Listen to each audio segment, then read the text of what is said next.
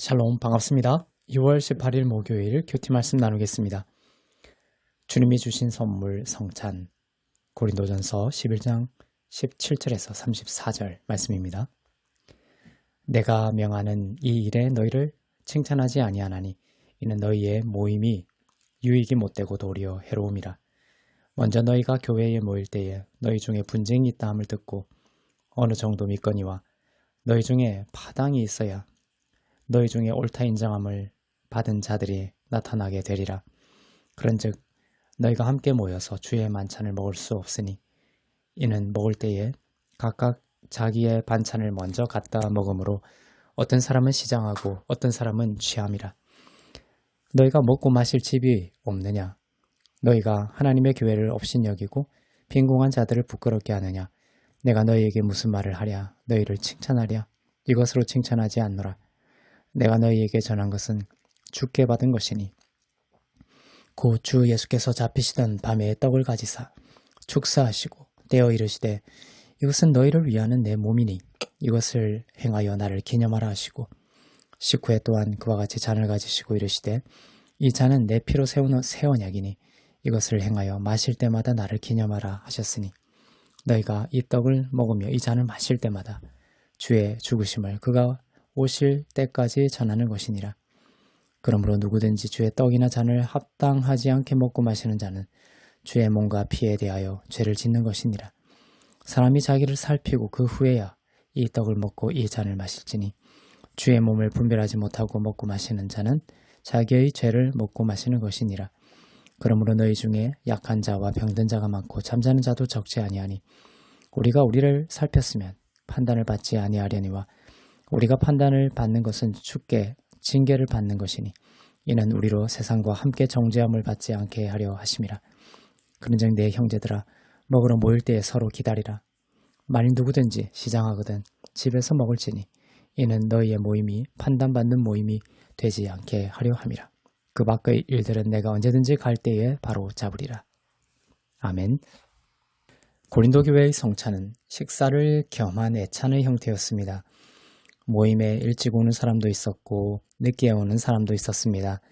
늦게 오는 사람 중에는 고된 일로 인해 일을 마치고 늦게 오는 가난한 사람도 있었습니다.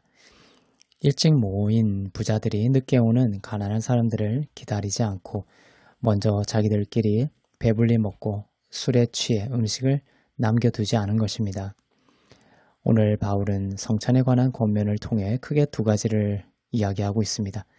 첫째는 그들이 주님의 몸과 피를 기념하라는 예수님의 성찬에 대한 진정한 의미를 깊이 생각하지 못하고 그저 먹고 마시는 것에 치우쳐 있었던 것을 바로잡고 성찬의 의미를 다시 밝히는 것입니다. 둘째는 성찬이 진정한 의미를 깨닫고 그렇게 함으로써 자신의 배를 불리기 위해 성찬에 참여하는 것이 아니라 가난한 자든 부한 자든 모두가 성찬의 주체이신 그리스도의 몸과 피에 함께 사랑으로 참여함으로써 함께 건강해지고 회복되고 부유함을 누릴 수 있기를 원한다는 마음이었습니다. 먹고 마시는 성찬의 예식 자체보다 성찬의 의미를 알지 못하고 참여한다면 이런 일들이 일어날 수 있는 것이었습니다. 집에서 배불리 먹고 마시면 되는 것인데 성찬에서 먼저 배만 채우는 것에 집중하는 일들이 일어나고 그것으로 인해 그리스도 안에서 한 몸인 늦게 오는 다른 지체들을 수치스럽게 만들 수 있었던 것입니다. 예수님은 성찬을 귀하게 만드셨고 다시 오실 때까지 기념하라고 하셨습니다. 성찬은 단순한 예식이 아니었고 주님의 몸과 피에 참여하면서 그 바른 믿음의 고백을 통해 질병에서 치유함을 받고 죽은 자도 살아나는 기적도 일어나는 생명의 통로가 되었던 것입니다. 그래서 주님은 어떤 책무의 차원에서라기보다 주님의 몸인 우리들이 성찬을 통해 더욱 넘치는 생명과 치유와 공급 가운데 살아가기를 원하셨던 것입니다.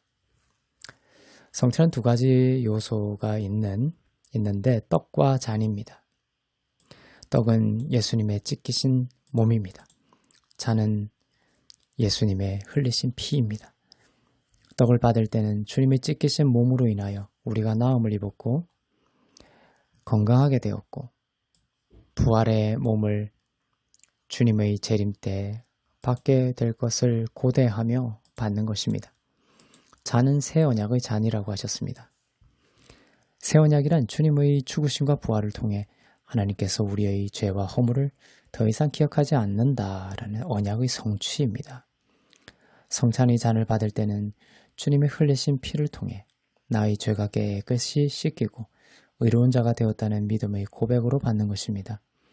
이렇게 주님의 몸과 피의 의미를 분별해서 깨달음이 받지 않고 그저 내 배를 채우고 목마른 것을 적셔주는 음식으로서 그리고 단순한 예식으로서 참여하면 이러한 성찬의 유익을 풍성히 누릴 수가 없습니다. 이것을 27절에서 이렇게 표현하고 있죠. 주의 떡이나 잔을 합당하지 않게 먹고 마시는 것이라고 표현하고 있습니다. 28절에 보면 이런 표현이 나옵니다. 사람이 자기를 살피고 그 후에야 이 떡을 먹고 이 잔을 마실지니 라고 되어 있습니다. 사람들은 이 구절을 많이 오해합니다. 성찬에 참여하기 전에 자기를 살피고 그 후에 참여하라는 의미를 아무런 죄를 내가 지은 것이 없을 때 참여해야 한다라는 식으로 잘못 생각합니다. 그러나 도리어 참 의미는 그 반대죠. 새 언약의 피이고 나음을 입게 한 몸입니다. 그래서 자기를 살핀다라는 것은 내가 아무리 넘어지고 죄 가운데 있더라도 새 언약과 그분의 지키심으로 인해 하나님께서 나의 죄와 허물을 기억하지 않으시고 내가 비록 지금 아픈 증상이 있더라도 주님의 지키신 몸으로 인해 이미 나음을 입었다는 믿음의 고백 가운데 참여할 것을 권면하고 있습니다. 성찬에 참여하면서 여전히 하나님이 나를 죄로 보신다고 믿거나 나의 몸이 나은 것이 아니라 내가 애쓰면 나을지도 모른다 이런 식의 인본적인 생각으로 참여한다면 어떻게 되겠습니까? 30절과 같죠. 그러므로 너희 중에 약한 자와 병든 자가 많고 잠자는 자도 적지 아니라고 합니다.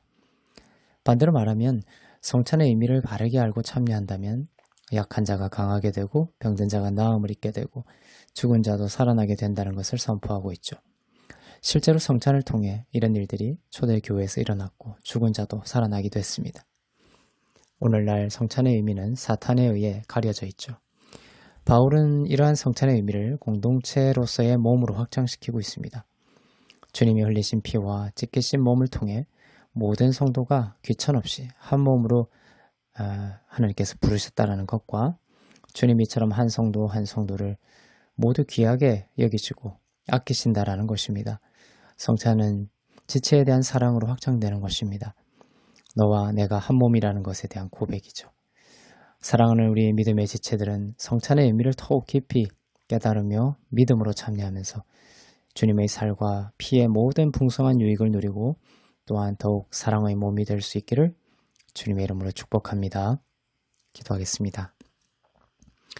사랑의 하나님 아버지, 주님의 살과 피에 참여하는 성찬의 유익을 풍성하게 누리는 우리가 되게 하시고 주님의 찢기신 몸으로 우리가 나음을 입었음을 믿으며 또한 주님의 흘리신 새 언약의 피를 통해 죄가 씻기고 의롭게 되었다는 진리를 믿으며 그리스도의 모든 생명으로 살아나는 인생이 되게 하옵소서. 주의 피로 사신 지체들을 사랑하며 지체들의 풍성한 생명을 위해 기도할 수 있도록 인도하여 주옵소서. 감사드리며 길이요 진리요 생명 되시는 주 예수 그리스도의 이름으로 기도합니다. 아멘.